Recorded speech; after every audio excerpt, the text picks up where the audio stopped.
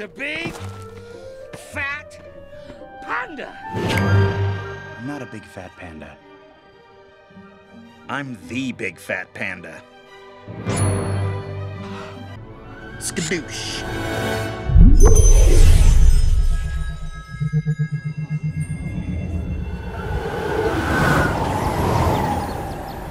Why is it you Disney fans love villains so much? How would you feel if I destroy your precious icon?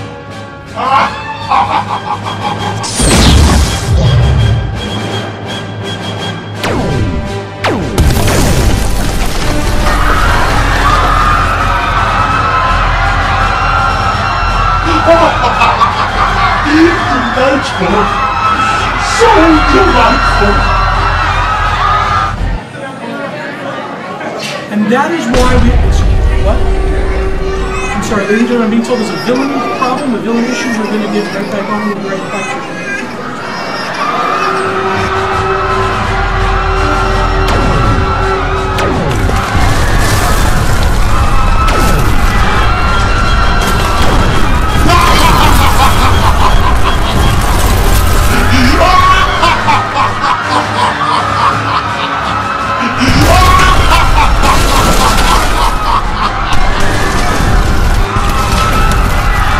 I'm sorry.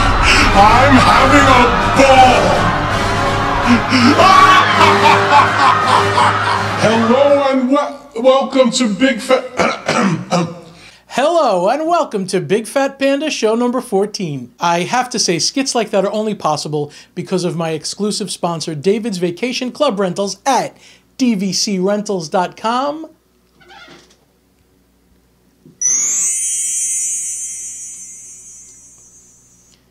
And through my friend Campbell in the United Kingdom. Campbell can be found at youtube.com/SorenFan and also on Facebook at SorenFan. So for better or for worse, it has been a villainous month here in Florida. On August 23rd, the studios had their Villains Unleashed event. And I tell you, if you're reading about it online, they are complaining. And you know what? Some of it is substantiated. Honestly, I had a really good time. I hope that they do this event again, and I do hope it evolves. As fans, we are very passionate about Disney. We hold them to a very high standard. It seemed that the event might have been oversold. It was very crowded. You couldn't get to a lot of the things you wanted to get to. There was just so much going on, and that turned out to be a detriment. But let's cover the positives. Here is Hades unleashing all 50 villains in fast-forward motion. Let's do this! Number one. Who better to be number one than me? These are these two knuckleheads, Panda and Panda.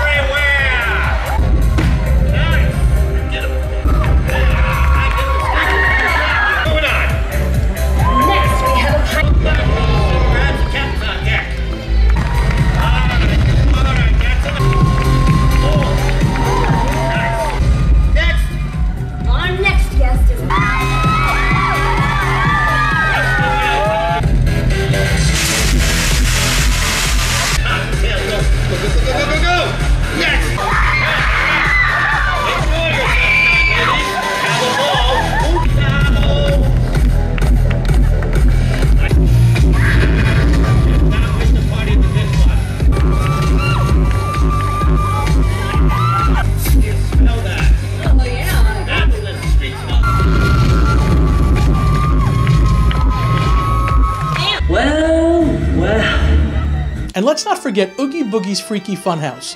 Had this gone on at the Magic Kingdom, I would say it didn't fit, but because it was the studios, it was different. Some people thought it was very risque. All these videos can be seen on BigFatPanda.com. Here is a quick clip of Oogie Boogie's fun, freaky show thing.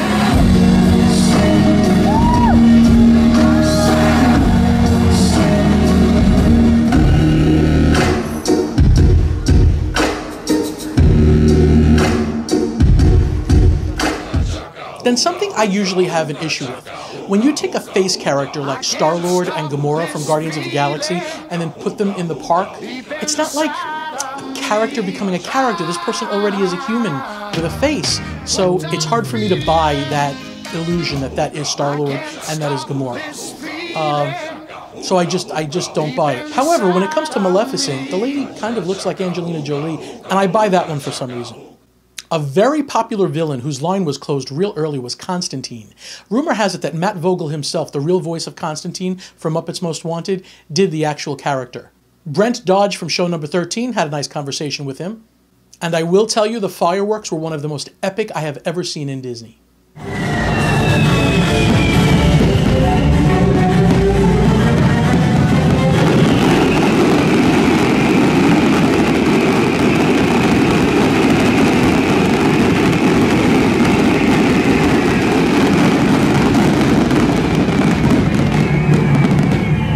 The first Mickey's Not So Scary Halloween Party is September 1st. Prior to that, they released this. It is a limited release, not limited edition. There's a difference. Haunted Mansion Magicband. I believe that limited release means they can run out of them, but then they'll probably get more. Where limited edition really means once it's gone, I think. This one does not make any sounds. I would suspect in the future we will get a different Haunted Mansion, maybe a purple one, that will make some sounds when you go through the turnstiles. It's not the band itself that makes the sound, it's the turnstile that makes the sound.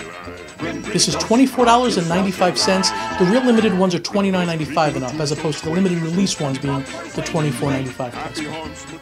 And did you hear about the villain's Sinister Soiree? This is a $99 separate ticket during the separate ticket Mickey's Not So Scary Halloween Party.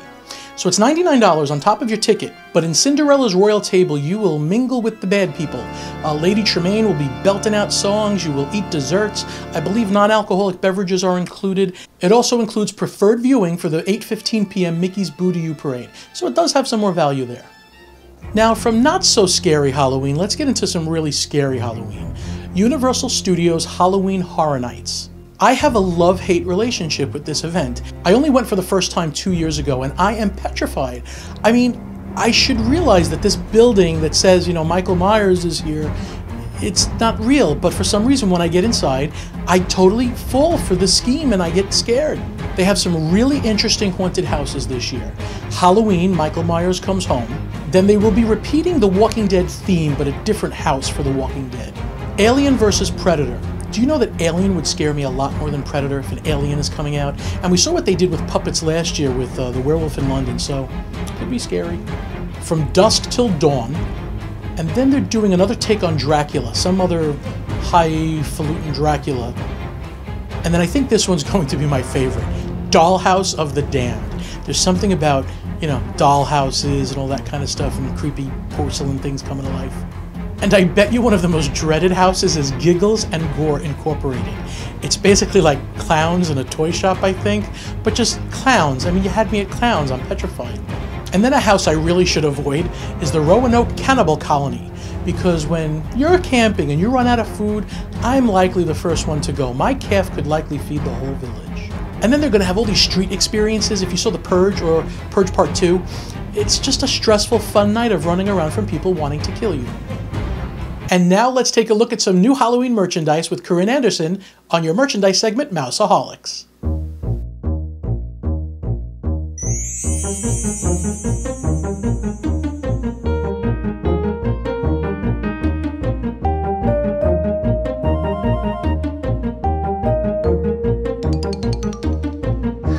Hi everybody and welcome back to Mouseaholics. I'm Corinne and today I'm going to show you some of my favorite new Halloween items.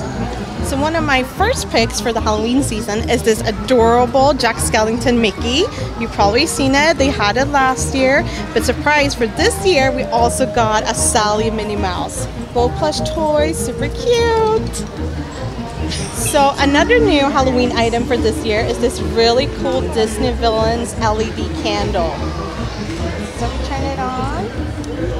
You see it's Maleficent, Captain Hook, Evil Queen, and Jafar. Get two and put them on your table. That would be really cool. So of course for Halloween we also need some cool outfits. This is one of the new t-shirts for this year. And it's both for girls and guys. This is the front. And then you have the really cool back, and the t-shirt glows in the dark.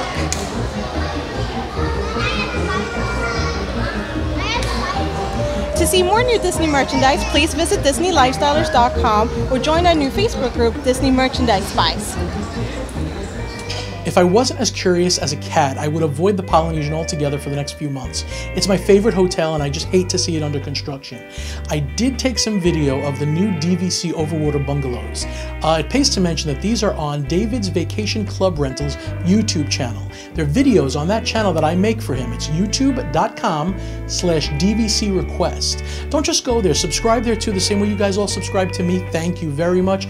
But subscribe over there because you'll get the updates when things come out. If you take a look at the DVC overwater bungalows, it looks like they're putting in plunge pools. TikiManPages.com kind of verifies that for us. He never really says this is fact, or I don't know, he might have said that's a fact. But these are plunge pools that are going to be little personal pools right outside the room. And I know that David's Vacation Club Rentals, if you're listening, you're going to have that room videoed, aren't you, when it opens? So 2 things happened at SeaWorld this month. Their Sea Lion and Walrus show, Clyde and Seymour Take Pirate Island, that's been canceled. But there's a new show coming in 2015. I didn't even know about the show until they were canceling it, so it was good advertisement to show me something that was leaving. But I did like the sea lions and the walruses. I got to meet up with them and see them. Amazing creatures. Take a peek. Good girl. You are? Roar. Okay, good girl. Good girl. Good girl. Yeah, good. Stay. Good girl. So they'll be coming back in 2015 with a whole new theme show. Okay. But SeaWorld is also starting something called the Blue World Project. This is where they're going to enhance the killer whale habitat. It's going to more than double in size, be a lot deeper, be a lot bigger. I applaud them for doing this, but you know what? It makes me question. You told me that the tanks were good enough as they were, and now you're making them bigger and spending a ton of money. So were they good as they were? I don't know. I just, the jury's out on that, but I want to take a look. I'm happy to do anything to make the animals feel better. The winner of last month's prize, the Guardians of the Galaxy rocket toy, is Kyle Duffield, pictured here with a stormtrooper. It's the chair, I swear. This month's prize is a pretty big one. Let me explain. Up until a few days ago, if you got one of these Magicbands, the Haunted Mansion Magicbands, you had to have them linked to an account, so you couldn't just buy it unlinked. The person who was going to use it had to be there, and you had to link it up right there. It was yours to keep. If you wanted to buy it as a gift for someone else, you could not, unless they just wanted it for display purposes and not be able to use it. But now they're asking if you'd like them unlinked. As long as that continues, that is the prize for this month. Yes, you will get an unlinked Haunted Mansion Magicband. If for some reason they stop this and they have to have it linked, we'll come up with a different prize, but I believe they're going to still do this because that's what I was told, and they did offer it to me unlinked when I went to purchase it. So because this is a pretty cool prize, I'm going to ask you to do 3 things. Make sure you're subscribed to BigFatPanda.com YouTube channel. If you're not, go to BigFatPanda.com, hit the subscribe button. Thumbs this video up and put a comment that says I'm interested in the prize, along with any other comments you could come up with for the show. I read them all. That's it, and good luck.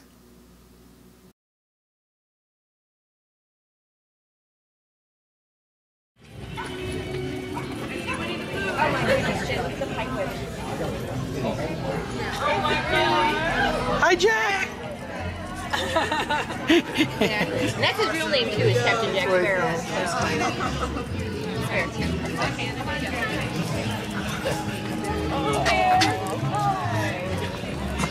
Welcome to Disney Side Dogs Day at Magic Kingdom Park. How cool is this?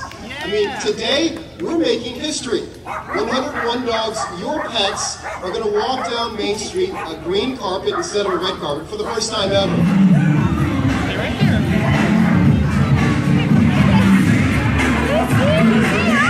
That's an oxymoron. We call it irony. Okay. This is not so much a costume as it is a display. Or a bouquet.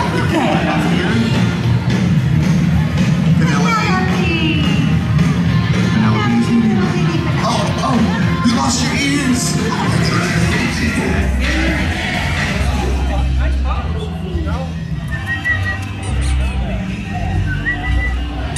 This This is what Gary Buchanan's job has been exactly reduced this is, to. You know, I'll do anything. It's gone to the the magic dogs. lives everywhere. It's a little rough.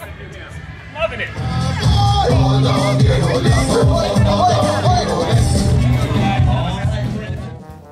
And now let's get to our guest, Mr. Tim Devine from themagicandpixels.com. Excellent. All right, so I'm going to give you the panda hug, even though it's Absolutely. sweating and it's summertime. Let's do it. So, okay, tell me, the Magic and Pixels, you got started by visiting a podcast meetup. I did. Back when my buddy Fred Block was doing the Magic Meets, I think it was 2006, my website was really just a blog. And I got turned on to blogging by a guy I knew out in California when we were visiting my aunt out in San Diego. And he's like, "Oh, you're familiar with blogging?" I'm like, "Nah, not really. What is it?" And he had one because he was a painter, so he'd do his paintings and then he'd put them up on his blog and try to sell them. I was like, "Well, you know what? I got all these Disney pictures." I was like, "They're just kind of sitting there gathering dust on a hard drive." I was like, "Why don't I should get a blog just as a vessel to share a picture here and there," because there really wasn't much social media back then. YouTube hadn't really taken off. There was no Facebook. Yeah, you're right. 2006. It's amazing how it's come so far. That's old times now. It's 8 years ago, and none of this stuff existed, or if it was in its infancy. So I went and got like a free blog on, I guess it was even Blogger. Okay. Every once in a while, were you a cop in Jersey at the time? Yes. See, okay, now that to me, that's so cool. It really is, because I don't think that a police officer in Jersey, and I could see how you could be a police officer, like if I didn't know you in any other way, I could see the cop. How he thinks, hey, I should do a blog about my Disney stuff that I love. I just think that's awesome. You know, it's funny because there's a lot of people say that they can't put the two together. They don't square up for most people. It's like Steve Barrett being an ER doctor. It's crazy. The Hidden Mickey guy is an ER doctor. I can't picture that. Hi, Steve. Steve's a great guy. He's a good friend of mine. I've known him a long time. He's awesome. And I love the guy. I just saw him the other day. And I can't mention him without mentioning Vicky. Oh, man. She's great. Vicky is high speed. My wife adores her. She's high speed. The two of them get together, and it's just like, Steve and I don't even exist anymore, which is fine, because, you know, the wives need to have some wife time. Yeah, they need to have some wife time. They need to have some fun and, you know, get away from all this, you know, so getting back blogging and websiting. Getting back to you with the blog, you decided you needed a blog, which is cool. I didn't need it. I just wanted it as an avenue to see what kind of, I guess, audience there is. It's like, hey, look, I got this really good picture of. And you want to share your photos? Yeah, sure. Okay. And I got invited back to the Magic Meets. I got invited to the Magic Meets in 2006. But I really didn't have a website. I was just kind of a blogger. And there's nothing wrong with this, and please don't take offense to me saying that. So I'm racking my brain. What can I do with this? And just the website name, The Magic and Pixels, popped into my head, and went and registered and made a real rudimentary, almost embarrassingly bad website. I made it on using Notepad or something like that. We've all done that. Did you use like a little animated send me mail with a bird flying in the mail? Every hokey, corny website convention that exists, at some point or another, I probably did it, just falling victim to, oh, look, an animated GIF, that's cute. That's like animated GIFs were it. Oh my gosh, so bad. And it was like, it was a front page into some freeware photo gallery software I had where I could just dump a bunch of stuff in there real quick, and it didn't really look good, but it was there. And then over the years, it's kind of morphed a little bit, and I went from one content system to another content system, and now I'm up and stable. I'm running really well. How many photos are up on there now? Oh gosh, probably over 12,000. So what kind of a camera do you use? Right now I have a Canon 1DX.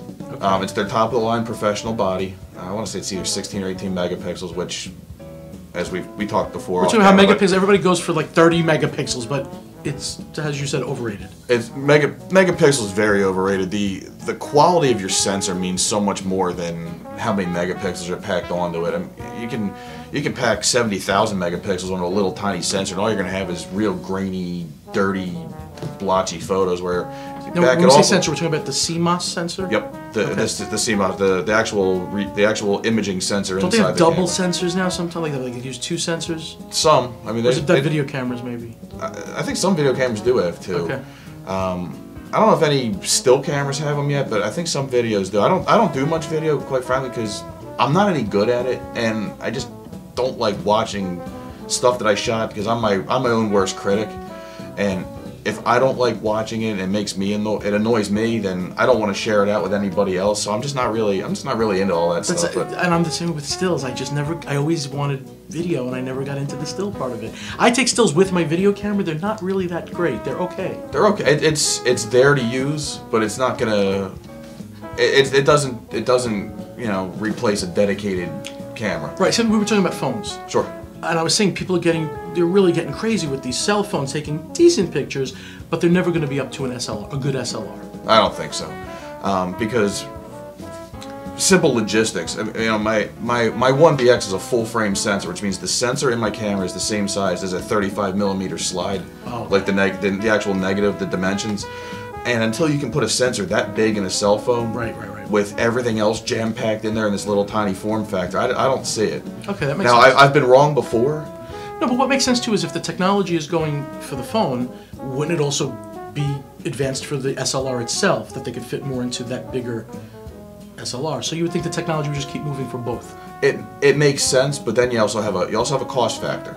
There's a reason top quality cameras cost several thousands of dollars, and a lot of it's the electronics and the sensors and everything else built into them. People aren't going to want to pay $5,000 for an SLR quality iPhone when they're happy with their little whatever. I don't know, what is it? 8 megapixels? Is that what an iPhone is? I think it's 8. I have a 5S. I'm embarrassed to tell you I don't even know what's on it. But I'll tell you what, my wife uses that thing religiously. That's her camera.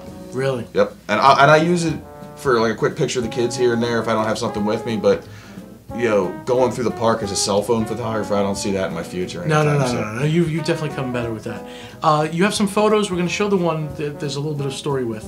The Magic Kingdom one. Now, I looked at this picture, and they can see it back there. I'm going to fade us out so they can take a look at it. You were talking about the eye level of that picture. Yes. You had the monopod or the... My tripod, I can take the center column off, and one of the legs comes off. They screw together and form a monopod, and then it extends out. Pretty tall, almost to my eye level, and I'm about 6'2". Okay. This is a true story. The camera I was using, it's a Sony mirrorless A6000. It's got Wi-Fi built into it, so I can set the camera on Wi-Fi mode, and I can actually use my iPhone as the viewfinder. So we're standing there in the middle of Main Street, USA, the middle of the afternoon. I've got the camera on the monopod. I'm holding it up, and I'm holding it up like this, pressed up against my face to keep it from rocking back and forth. It's about, I'd say probably 12 to 15 feet up in the air. I look absolutely ridiculous. My mother-in-law is holding my iPhone kind of near my eye level so I can see what I'm doing, and she's giving me the fine adjustment, turn left, tip it. Very supportive mother-in-law, I like that. Oh yeah, it happens sometimes. So we get the thing all lined up. She hits the button on my phone, which shoots a signal up to the camera. It takes the picture, and after about maybe 7 or 8 tries, you have what you're looking at. And I was really, really happy with it, because what I was trying to do was get a nice wide daytime shot of Main Street with the castle in the background, but we have that other little issue called other park guests. The back of their heads. The back of their heads. So what this does is this got it up and above them, and it's almost as if I was at the top of the train platform. Right. But the top of the train platform was like right smack in the middle of Center Street on Main Street. And the flagpole is usually right there. Unless you go during parade taping week in December. This is good. Fun fact. We've done my Pixelmania event. We've done that twice in the last couple years. All right, what is Pixelmania? Pixelmania is the Magic and Pixels once a year signature event where we all used to come down at the same time for the other fan gathering weekends that kind of, some still happen, some don't happen, but that big everybody coming all at once kind of stopped happening a few years ago. At that point, I had been presenting during that event, and started to develop a little bit of a regular gathering. Same people every year would come see, my meet, my talk, listen to what I have to say, pick up some photo tips here and there. So when the community started getting a little bit more fragmented, we decided that the Magic and Pixels needed to do something for the photo guys. The same 15, 20 people that always want to get together. So we created Pixelmania. The concept behind it was come with whatever camera you have, whether it's a professional grade SLR, a cell phone, a point and shoot, a mirrorless, whatever you have, Polaroid, bring whatever you have. We're all going to have fun together. We're all going to learn from each other, but it's not going to be at breakneck pace. You know, we're all going to do like maybe 3-4 things a day, lots of breaks in between. We all like to feed the tapeworm. We eat well at Pixelmania. But it's a marathon. I mean, it's definitely a marathon. The unofficial motto for Pixelmania is you can sleep on the plane. That's cool. You know, usually we're in the parks around 9:30, 10 o'clock, and we're not leaving until Extra Magic Hour is over. And we're just blasting away all day long. A couple years ago, my buddy Jim filled an entire 16 gigabyte memory card in one show of The Lion King. Oh my god! By the end of the show, his camera actually almost had smoke coming out of it. Now, is there a spot online when we get back from Pixelmania to share everybody's photos or anything? We do. My website has a forum built into it, and it's actually kind of exciting because my buddy Sean Kearney, who runs DisneyMagic.ca, he came up with the idea of teaming up my forum, his forum, and the user base from John Frost's Disney blog into this one mega forum to get a lot more people involved, a lot more people posting, a lot more, I guess, more of a venue for other people. Hey, I've got this really cool picture, I want to share it, but you know, I'm afraid of going on this site or laughed at or ridiculed because we don't do any of that stuff. If you take the time to post a picture, we take the time to look at it. If a constructive criticism can be made in a nice way that's not offensive, we'll do that. We'll say, you know, yeah, good picture. What if you would have taken a step to your left, or what if you would have been just a foot higher, you know, maybe try backing off your shutter speed a little tiny bit. Constructive way to try to teach people. I didn't invent anything about photography. I didn't learn it from any other way than reading other people's posts, studying other people's photos, and asking questions.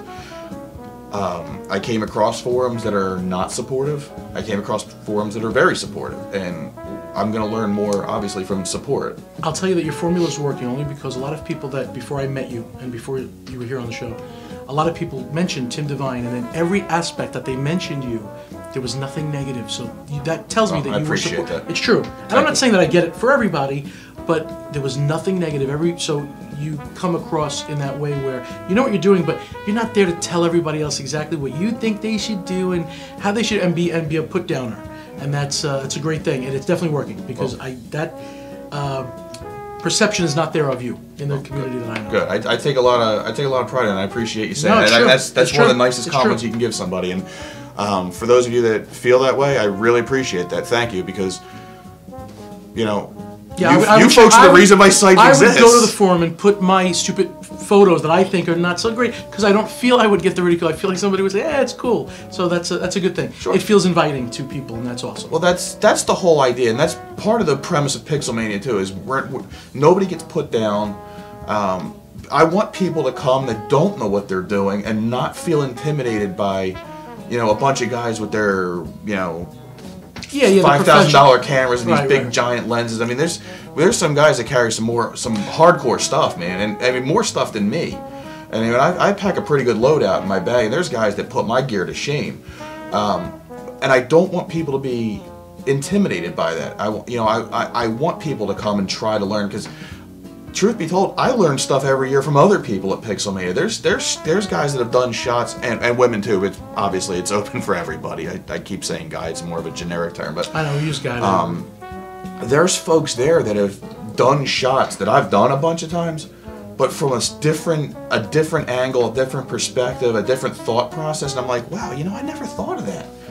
And it's like, then the little hamster in the wheel starts running in my head. I'm like, well, how can I do this, but do it a little bit differently and do it better than I've done before? Awesome. Hence the Main Street shot that we were talking about. It's, you know, everybody's taking that wide angle shot of Main Street in the middle of the afternoon, but how can I do it a little bit different? What little twist can I put on it that makes it mine and not 90,000 other people? My kids always come first, and my wife, of course. I'm gonna put a picture up here. There they are. They look like their mommy. Thank God. And the one of your son making the funny face is hysterical to me. And he's taking pictures now? He is. Does he want to be like Dad with pictures? He really does. And my son Billy, he's 8.5. The kid has got an unbelievable eye on him. He's taking pictures of me holding my daughter and we'll take a look at that one, that black and white, that one there. I'm laying on the couch. My daughter's a week old. I'm just laying on the couch, holding her like this. I just put my head back and close my eyes. He comes up with my little Sony mirrorless. It just happens to be set in black and white. He just comes up and goes pink, and it's like one of the best photos of me I've ever seen. Really? He caught the moment perfect. Okay, so give me all the places that I can find Tim Devine. I know Magic and Pixels, the Magic and Pixels. The Magic and Pixels. I'm on Facebook. It's facebook.com/Tim Devine, all one word. We'll put it right there. Twitter, it's @TMIP, which is the initials for my website. I'm on Pinterest somewhere. Whatever. I don't even know what my whatever's saved on my computer. Do you use Instagram and all that stuff too? You know, I've never used it. Me either. I've never even dodownloaded this because I'm trying to do 75,000 things. And I hope a lot of people go and register. I hope they do too. And there you have it, show number 14. Future guests to look forward to: Rob Alvey from Theme Park Review, Yeehaw Bob, Keith Lappenig. There's a whole bunch more I got in store for you guys. From the bottom of my heart, thanks again for watching the show. And I remind you that if you, a loved one, or a family member are planning a vacation to Walt Disney World, check out dvcrentals.com. A lot of people don't know that they can afford a deluxe vacation villa. There's no secret to the price. There's a price calculator right on the website. It lets you know exactly how much it would cost. You might be surprised. Renting DVC is definitely a substantial savings than booking with Disney directly. Until next time, Panda out.